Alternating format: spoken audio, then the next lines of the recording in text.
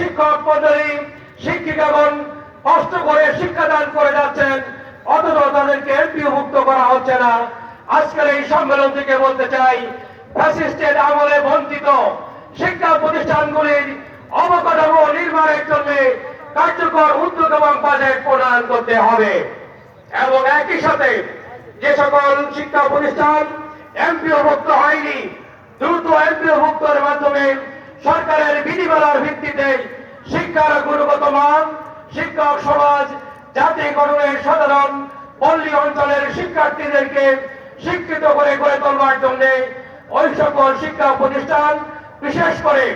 স্বতন্ত্র ইবতদায়ী শিক্ষা প্রতিষ্ঠানগুলি, এই মাদ্রাসাগুলি চরমভাবে অবহেলিত। অনেকগুলি এখনো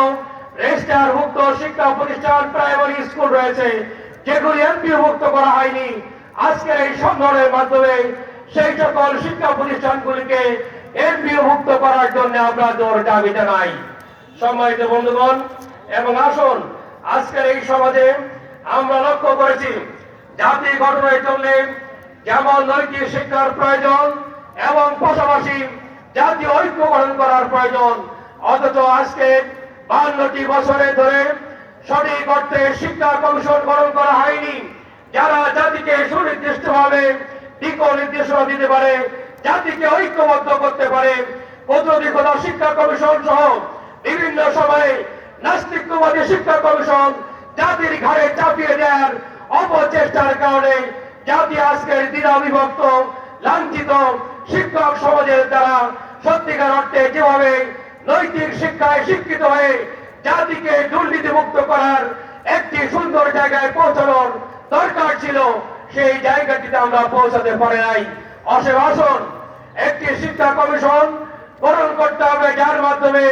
যে শিক্ষা কমিশনের নীতিমালার ভিত্তিতে জাতিকে ঐক্যবদ্ধ করা, নৈতিক শিক্ষায় শিক্ষিত করে গোটা জাতিকে দুর্নীতিমুক্ত, সন্ত্রাসমুক্ত, ধর্ষণ মুক্ত এবং সম্মানযুক্ত একটি সমাজ গঠন করে জাতিকে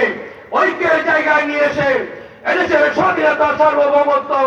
এবং আদর্শ শিক্ষার ভিত্তিতে দুনিয়ার কল্যাণ, পরকালীন মুক্তির জন্য তারা ভূমিকা রাখতে পারে। সংগ্রামী ভাইরা, তাই আসুন আজকের এই সম্মেলন থেকে আমি আপনাদের কাছে সেই শিক্ষা কমিশন গঠন করার জন্য আহ্বান জানাই। পরিশেষে বলবো, মাদ্রাসা শিক্ষাও বিভিন্নভাবে অবহেলিত, বিশেষ করে কওমি মাদ্রাসা, যাদেরকে হাজার হাজার ছাত্র ছাত্রী এবং বিভিন্ন পর্যায়ে এই মাদ্রাসার ছাত্ররা জাতির জন্য রাষ্ট্রীয়ভাবে বিভিন্নভাবে ভূমিকা রেখে চলেছেন। শিক্ষার ক্ষেত্রে বৈষম্য থাকার কারণে একদিকে যেমন মাদ্রাসার ছাত্ররা, শিক্ষকেরা, অপরদিকে কওমি মাদ্রাসার বিভিন্ন পর্যায়ে হাজার হাজার ছাত্র শিক্ষক জাতীয় জীবনে গুরুত্বপূর্ণ ভূমিকা রাখলেও ইসলামী নৈতিকতা গঠন করে আল্লাহমুখী খোদাবিহী নেতৃত্ব তৈরি করার ক্ষেত্রে অবদান রাখা সত্ত্বেও জাতীয় স্বীকৃতির অভাবে আজকের এই সকল জায়গা থেকে